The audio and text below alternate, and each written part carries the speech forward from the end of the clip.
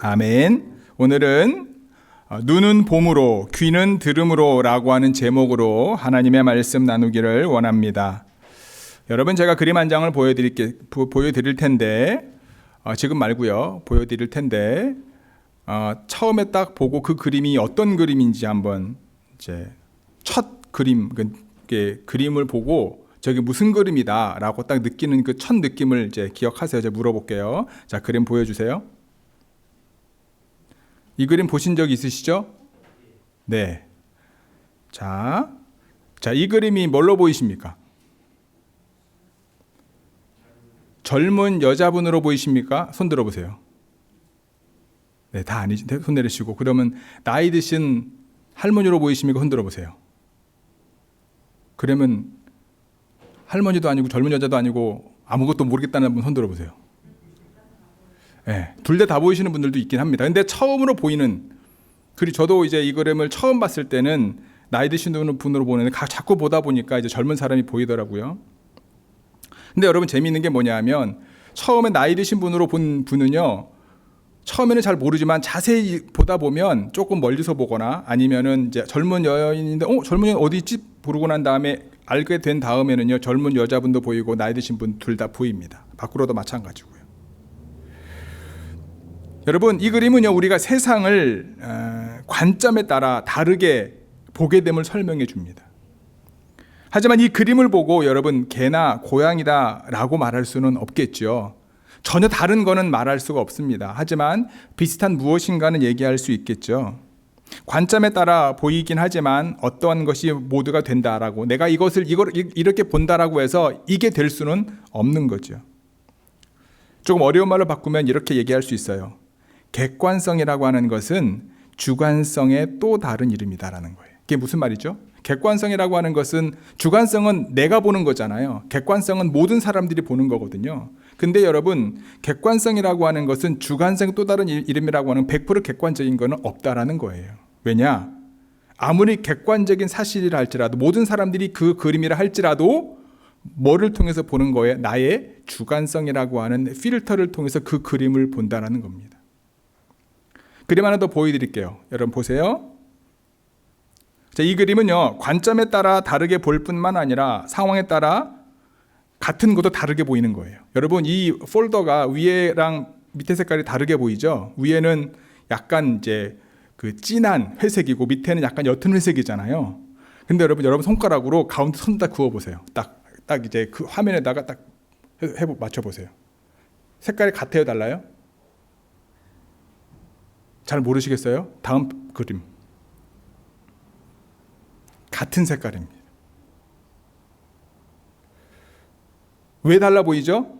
위에 폴더는요, 겉에 배경이 뭐예요? 환해요. 밑에 폴더는요, 겉에 배경이 약간 어두침침합니다. 그러니까 다르게 보이는 거예요. 그러니까 상황이 달라졌기 때문에 다르게 보이는 우리 눈의 착각을 얘기해 주는 그림입니다. 여러분, 오늘 본문을 읽을 때도, 여러분들이 읽을 때에도요, 아마 벌써 나름대로 결론을 내리신 분도 있을 거예요. 내 마음의 밭이 옥토가 돼야 돼. 마음밭이 옥토가 돼야지 하나님의 말씀이 열매를 맺지. 내 마음의 밭이 옥토가 되기 위해서 내 마음을 기경해야 돼. 이런 생각, 벌써 말씀을 읽을 때 딱 오시는 분들이 계시지 않습니까? 아니면 지금 여러분들이 겪고 있는 현실이나 상황을 반영하시는 분들도 있어요. 무슨 얘기냐면, 천국 말씀을 기쁨으로 받았지만 세상에서 예수 믿는 삶을 살게 되면서 겪는 어려움 때문에요, 그래, 내 마음은 돌밭이야 라고 생각하면서 그 돌밭을 열심히 뜯어 고치려고 애를 쓰는 분들도 계십니다.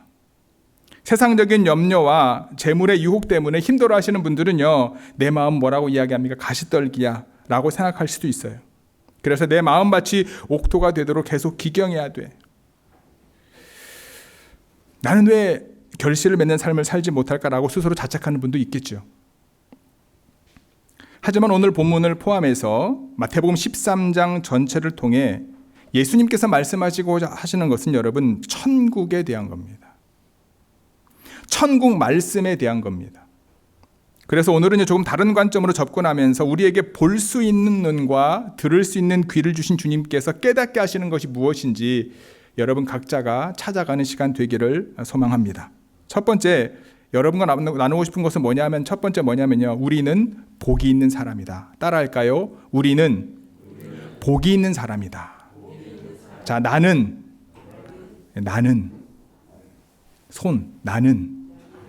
복이 있는 사람이다. 여러분 복이 있는 사람임을 기억하시기 바랍니다. 아멘. 우리 마태복음 13장 오늘 본문 앞부분에 있는 내용의 16절 말씀을 함께 읽겠습니다. 시작. 그러나 너희 눈은 봄으로 너희 귀는 들음으로 복이 있도다. 아멘. 아멘이 아니신가 보죠. 다시 우리 13장 16절 말씀 읽겠습니다. 시작. 그러나 너희 눈은 봄으로 너희 귀는 들음으로 복이 있도다. 아멘. 하나님께서 우리에게 눈과 귀를 주신 이유가 무엇입니까? 눈은 보게 하기 위함이요, 귀는 듣게 하기 위함입니다. 그렇죠? 예수님께서는 태어나면서부터 볼 수 없는 사람이나 태어나면서부터 들을 수 없는 사람이 누군가의 죄 때문에 그렇게 태어났다고 하지 않으셨습니다. 하나님의 특별한 섭리가 그 가운데 있다고 말씀하셨어요. 그런데 눈과 귀는 있지만 보거나 듣지 못하면 어떻게 될까요? 제가 지난 12월 말에 제 아버님이 쓰러지셨지 않습니까? 그리고 제가 2월에 갔을 때 갑자기 저희 아버지가 눈이 안 보이시는 거, 뇌졸중 결과 눈이 안 보이는 경우는 거의 없는데, 근데 지금도 이제 앞을 볼 수 없으세요. 그러니까 올 초에는 아마 제 생각에 제가 잠깐 생각해봤어요. 내가 만약 갑자기 눈이 어느 날 갑자기 안 보였다. 그럼 어떤 마음이 들까? 저희 아버지가 이제 연세가 70, 80이 다 돼가시지 않습니까? 굳이 이렇게 살아서 뭐하나. 여러분 이런 생각 안 들까요? 저는 그런 생각 들 것 같더라고요. 젊어서는 어떻게든 누가 있어요? 와이프가 있고 그 다음 자녀들이 어리기 때문에, 아니 어리지는 어린 건 아니죠. 어쨌든 간에. 근데 살 소망이 있는데 저희 아버지가 이제 80을 바라보고, 제가 말씀은 드리진 않았지만 저희 할아버지랑 저희 증조 할아버지가 단명하셨거든요. 저희 집 고시 남자들이 70이 넘는 경우는 없었는데, 옛날에는 뭐 어르신들이 일찍 돌아가시긴 하셨지만 저희 아버지도 어렸을 때 이제 전 보는 사람이 50을 못 넘긴다 그랬어요. 근데 지금 70이니까 얼마나 올해 20년 더 30년 더 산 거잖아요. 그러니 가끔 하셨었거든요. 그러니까 갑자기 눈이 안 보이고 몸이 불편하니까 살고 싶은 마음이, 저희 아버님처럼 자존심이 강하신 분이 살고 싶은 마음이 들겠냐고요.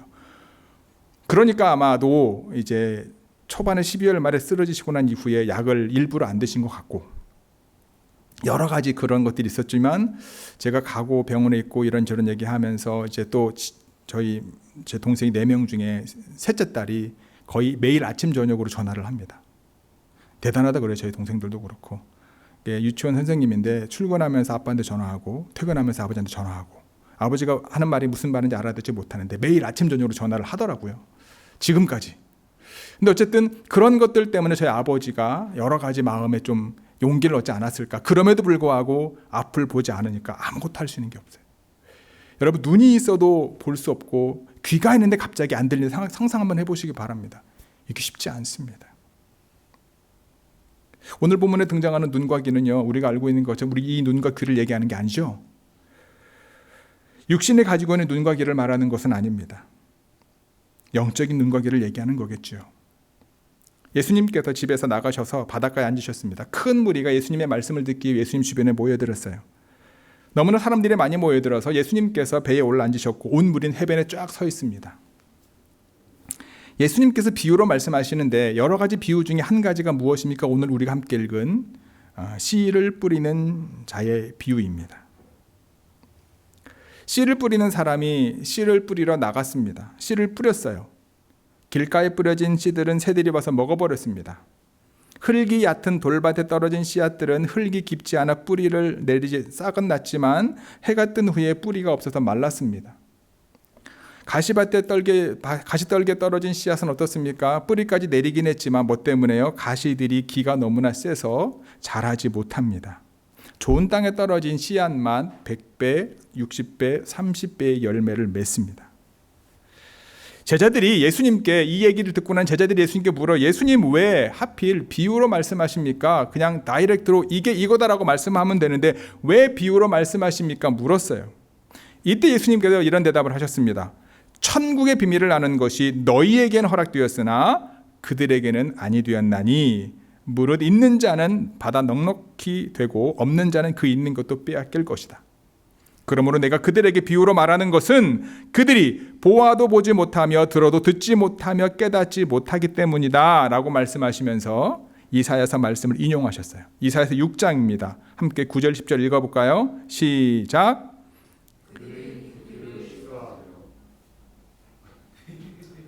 없어요? 없어요. 제가 잘못 만든. 제가 읽어드리겠습니다.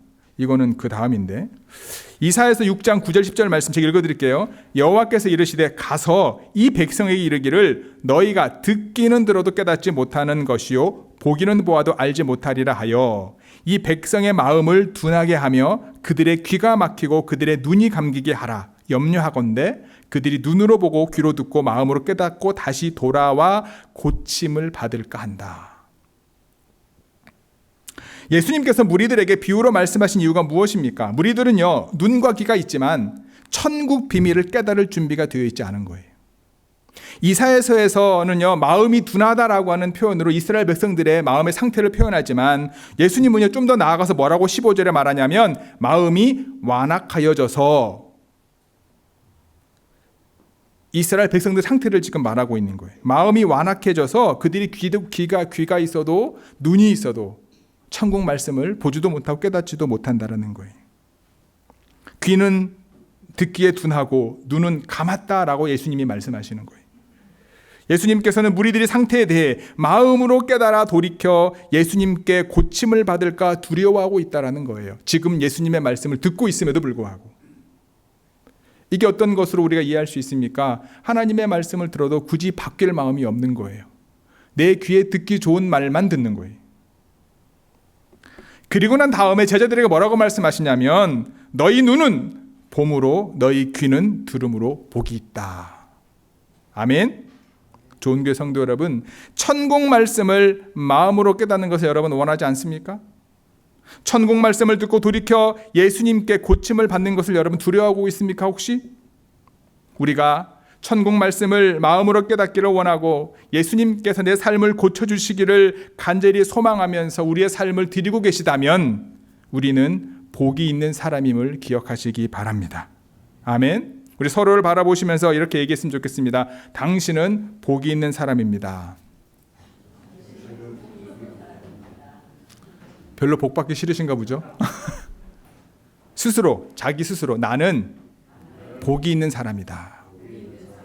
천국 말씀이 들려지고 깨달아지고 그 천국 말씀으로 인하여 내 삶이 변화되기를 간절히 원한다면 저와 여러분들 모두는 복이 있는 사람임을 기억하시기 바랍니다. 여러분은 천국 말씀을 깨닫는 영적인 눈과 귀를 가지고 있는 복된 사람임을 기억하시면서 주님께서 깨닫게 하시고 주님께서 고치시고 주님께서 회복시켜 주실 수 있도록 그분께 여러분들의 삶을 드릴 수 있는 우리 좋은 교회 모든 성도 여러분들이 되시기를 바랍니다. 아멘. 두 번째는요, 우리 함께 따라할까요? 우리는 씨를 뿌리는 사람입니다. 나는 따라합니다. 나는 씨를 뿌리는 사람입니다. 아멘. 우리 18절 읽겠습니다. 시작. 그런즉 씨 뿌리는 비유를 들으라. 아멘. 누구에게 하시는 말씀입니까? 씨 뿌리는 비유를 들으라. 누구에게 하신 말씀이죠? 무리들에게입니까? 아니면 제자들에게입니까? 제자들에게입니다. 예수님께서 제자들에게 씨 뿌리는 비유의 의미를 구체적으로 해석하고 있는 거예요. 씨를 뿌리는 사람이 씨를 뿌렸습니다.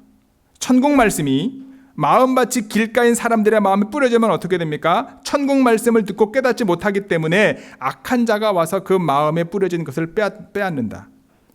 길가는요, 뭘 말해요? 사람들이 밟고 다녀서 굳어진 땅을 말하겠죠. 사람의 마음으로 말하자면 굳어진 마음을 의미합니다. 여러분들이 뭐 때문에 마음이 굳어집니까? 신앙생활 하면서 주의해야 될 것이 바로 이거죠. 마음이 굳어지는 거지요. 완고하고 메마른 마음입니다. 슬퍼도 울지 않고 기뻐도 웃지 않고 은혜를 입어도 고마운 마음이 없는 거예요. 제가 신앙생활 오래 했죠. 태어나면서부터 했으니까. 근데 신학교를 졸업함에도 불구하고 제가 가장 힘들었던 게 뭐냐 하면 제가 정말로 마음의 기쁨을 표현할 수 없었고 마음의 슬픔을 표현할 수가 없었습니다.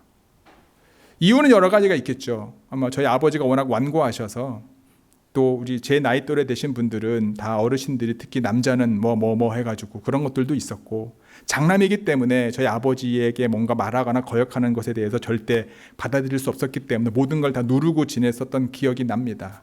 근데 제가 제대하고 난 이후에 하나님의 은혜를 경험하고 난 다음에 제일 먼저 바뀐 게 뭐냐면, 여러분, 제 웃음소리가 바뀌더라고요. 제 아내가 그걸 기억할 겁니다. 왜냐하면 그 교회에서 제가 하나님의 은혜 가운데 회복도 했으니까. 웃음소리가 바뀌고요, 하나님 앞에서 울기 시작합니다. 그러니까 눈물이 나요. 그냥 감정적으로 억눌렸던 것들이 표현되어지는 부분들이 있더라고요.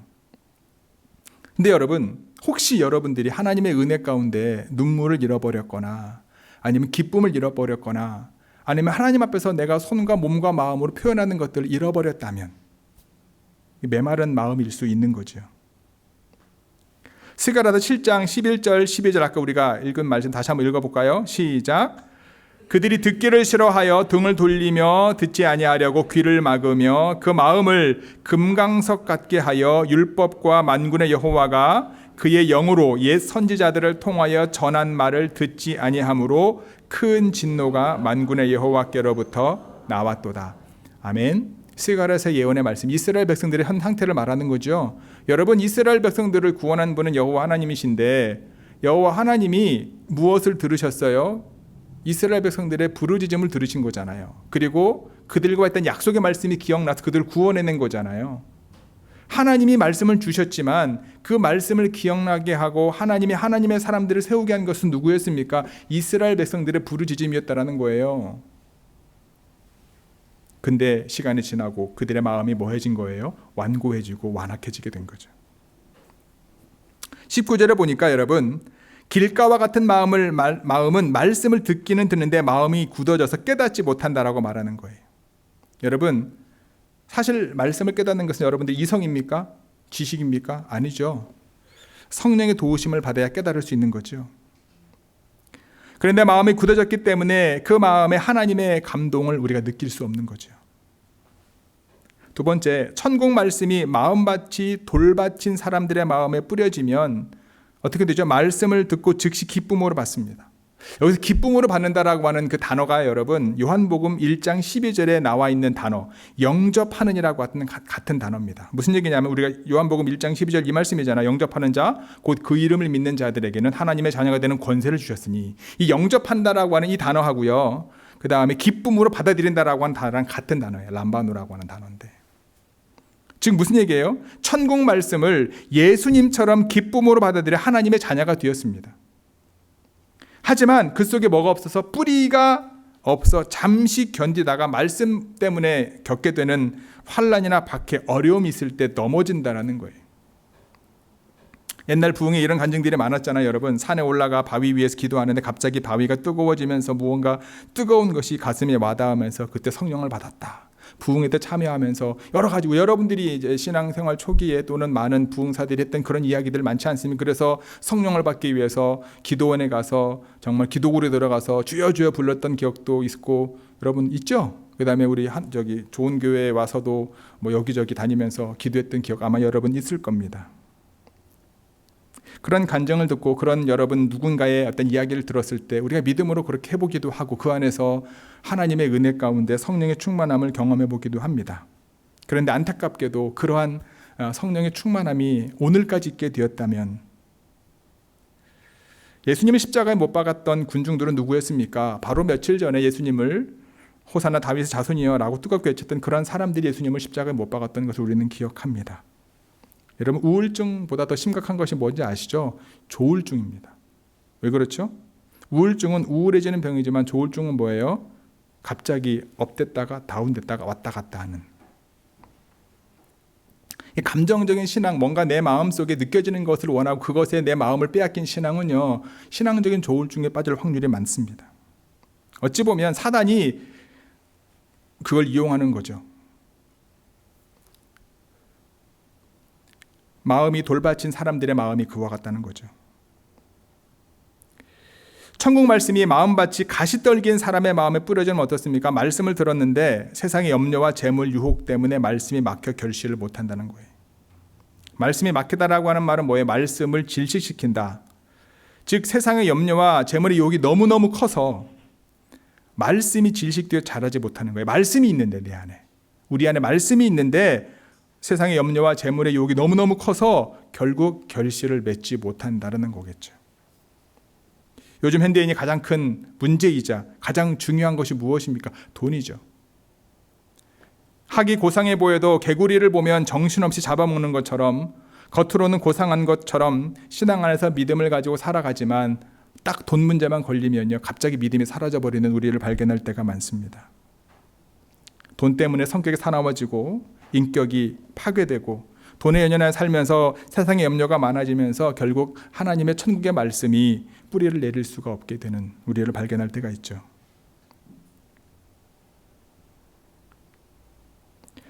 천국 말씀이 마음밭이 좋은 땅인 사람들의 마음에 뿌려지면 어떻게 됩니까? 그 말씀을 듣고 깨닫는 사람들이기 때문에 100배, 60배, 30배 결실을 맺는다 분명하게 말합니다. 오늘 본문에는 여러분 씨를 심는 것이 아니라 뿌린다라고 말합니다. 뿌린다. 심는 것과 뿌리는 것과 같습니까? 다릅니까? 다르죠. 다릅니다. 그 당시 팔레스타인의 경작법은요 지금 우리들이 경작법과 달랐습니다. 우리나라는 농부들이 씨를 뿌리기에 앞서서 먼저 밭을 갈아 놓지 않습니까? 그리고 예를 들면 모종을 심든지 씨를 심더라도 따로따로 잘 먼저 밭을 갈아 놓고 심습니다. 그러나 그 당시에는요 아직 경작 방법이 원시적이었기 때문에 그냥 그래서 맨 밭에 씨를 뿌려 놓고 그 다음에 적당히 흙으로 덮어서 경작하는 것이 통용됐던 방법이었습니다.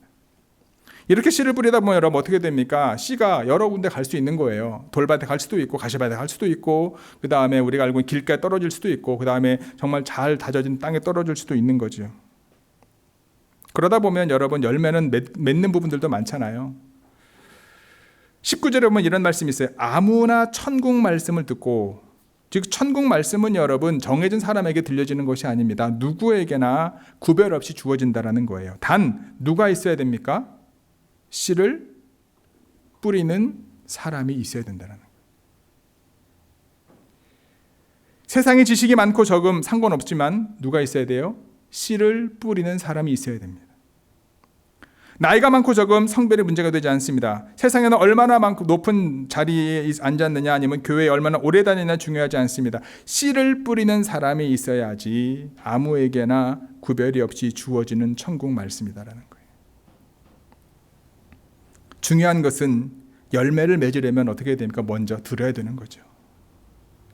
3절에서 9절까지는 씨 뿌리는 비유를 말씀하고 있는데 18절에서 23절 오늘 우리가 읽은 본문은 씨 뿌리는 비유를 해석하는데 해석 가운데 여러분 자주 여러 번 등장하는 게 뭐죠? 말씀을 듣는 것이 중요하다.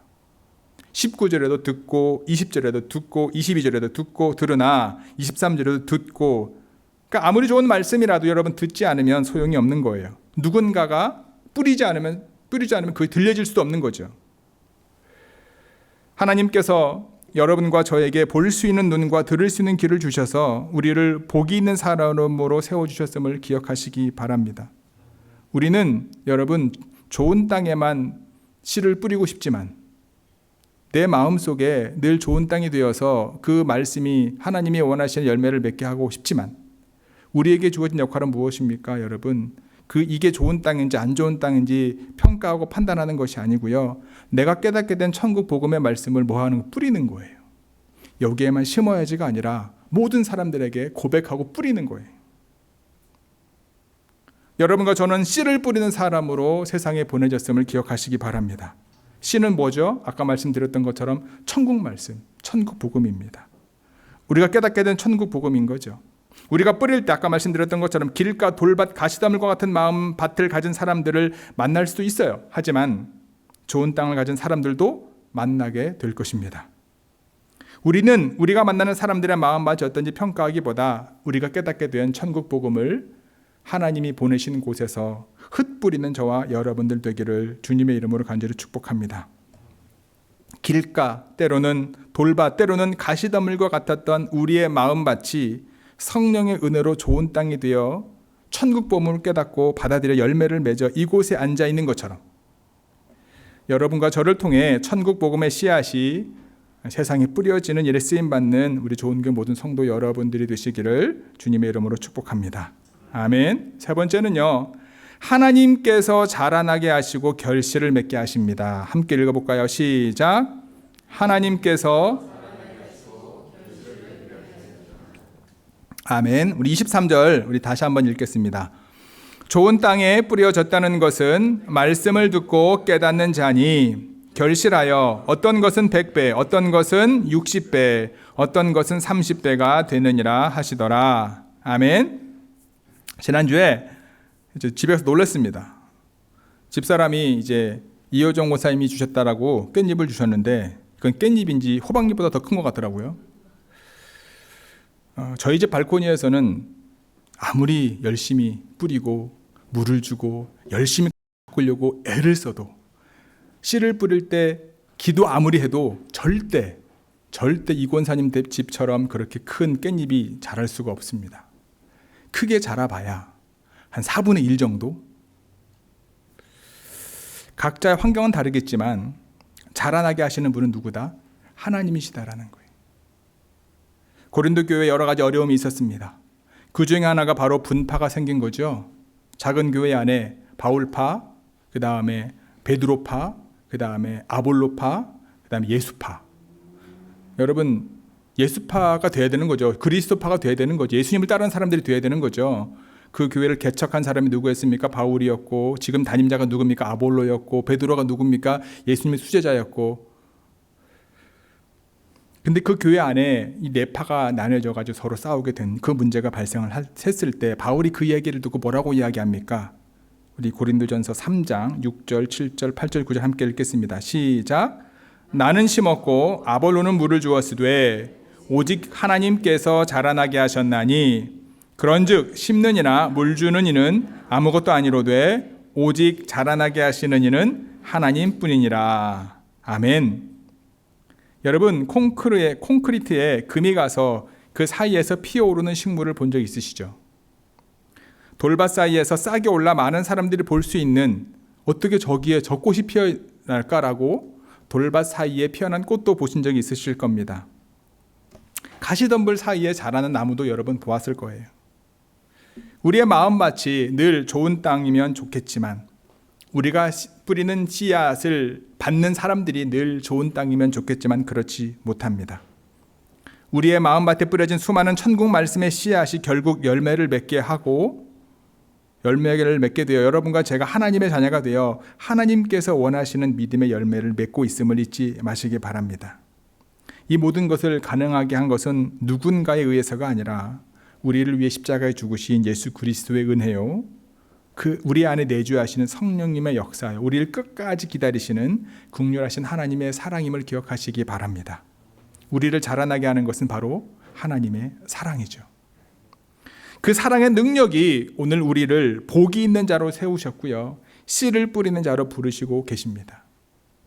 여러분, 혹시 프랑스 작가 장지오노라고 하는 사람 들어보셨나요? 장지오노. 1953년 출판된 나무를 심는 사람이라고 하는 책의 작가입니다. 저는 하도 그 애니메이션이랑 책을 읽고 여러 번 봐가지고 그냥 내용이 다 머릿속에 와닿는데, 이 책에 보면은 나무를 심는 사람이라는 책인데 1913년에 이 오지를 떠돌던 여행자가 주인공을 만나게 되고 그 사람한테 물을 요청하게 되고요. 외딴 정말로 아무도 안 사는 집에서 집을 짓고 양치기로 살아가는 엘제아르 푸피에라고 하는 사람을 만납니다. 그에게 물을 얻고 그와 함께 저녁 식사를 하게 돼요. 이 50대 중반인 이제 이 푸피에는요, 평범한 농부였지만 아내와 아들을 젊었을 때 잃고 모든 재산을 정리해서 양을 몰면서 홀로 산골에 허벌판에 살고 있는 것을 알게 됩니다. 가족이라고 해봐야 양과 개 한 마리 정도였는데 첫날은 잘 몰랐지만 그 다음 날 이야기를 해보니까 3년 동안 10만 그루의 도토리 나무를 심은 것을 알게 되었고 자작나무를 심을 거라는 계획을 알게 됩니다. 근데 그 후에 이 주인공은요, 5년 동안 제1차 세계대전에 참전했다가 종전 후에 자연히 다시 그곳으로 갑니다. 근데 허허벌판이었던 그곳이 울창한 참나무 숲과 개울가 그리고 양봉을 하고 있는 엘제아르 부피에를 만나게 됩니다. 양들이 나무의 잔가지들을 먹어버려가지고 양들을 다 팔고 양봉, 벌을 키우기 시작했다고 해요. 이후에도 이 사람은요 가끔씩 푸비에를 찾아가게 되고요. 1937년에는 숲의 비밀을 친구에게 밝히기도 하면서 제2차 세계대전 끝난 후에도 황량했던 그곳이 풍요로운 마을로 제거된 것을 보면서 이 노인의 숭고한 일생의 결말을 보여줍니다. 이게 그 팩트였으면 좋겠지만 이 글을 쓴 사람은 이것이 가상 속의 인물이고 이 이야기도 자기가 만든 이야기라고 합니다. 아마 이 영향이지 않게 이게 1900년 중반이니까 우리나라도 6.25 이후에 이제 식목일 정해가지고 나무를 심게 만들지 않습니까? 여러분 사람이 무엇인가의 일을 계획하고 추진하면 그거에 대한 뭐를 기대합니까? 결과를 기대합니다. 어느 누구도 좋지 않은 결과를 기대하는 사람은 없습니다. 모두가 좋은 결과를 기대하고요. 그 결과를 통해 자신의 존재 가치를 찾게 됩니다. 씨를 뿌리는 농부가 여러분 좋은 결과를 얻기 위해 당연히 길가나 돌밭이나 가시덤불에 씨를 뿌리지 않습니다. 원하지도 않고요.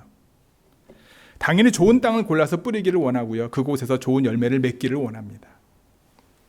끊임없이 천국 말씀을 깨닫는 눈과 귀를 가지고 있었던 믿음의 선배들이 천국 말씀이 씨앗을 계속해서 뿌렸습니다. 하나님께서 그들이 뿌린 씨앗을 자라나게 하셨고요. 그리고 열매를 맺게 하셨습니다. 그리고 그 열매가 바로 여러분과 저 그리고 우리 좋은 교회와 좋은 교회 속해 있는 가정들이라 믿습니다. 중요한 것은 여러분 하나님께서 우리에게 맡기신 것이 무엇인가라는 거예요. 아까도 말씀을 드렸던 것처럼 우리가 원하는 열매들이 있습니다. 우리가 원하는 기대가 분명히 있어요. 우리 가정이 소유하고 싶은 열매도 있고요. 우리 좋은 교회가 자랑하고 싶은 열매도 아마 있을 겁니다. 하지만 자라나게 하고 열매 맺게 하시는 분은 하나님이심을 절대 잊지 마시는 저와 여러분들 되시기를 주님의 이름으로 축복합니다. 여러분은 천국 말씀을 듣고 깨달을 수 있는 눈과 귀를 가진 복이 있는 사람입니다. 여러분은 깨닫게 된 천국 복음을 뿌리는 농부로 하나님이 부르셨음을 잊지 마시기 바랍니다. 자라나게 하고 열매 맺게 하시는 하나님을 믿고 각자의 삶의 자리에서 복이 있는 사람으로 복의 통로가 되는 삶을 사는 우리 좋은 교회 모든 성도 여러분들이 되시기를 주님의 이름으로 간절히 축복하고 기도합니다. 아멘. 기도하시겠습니다.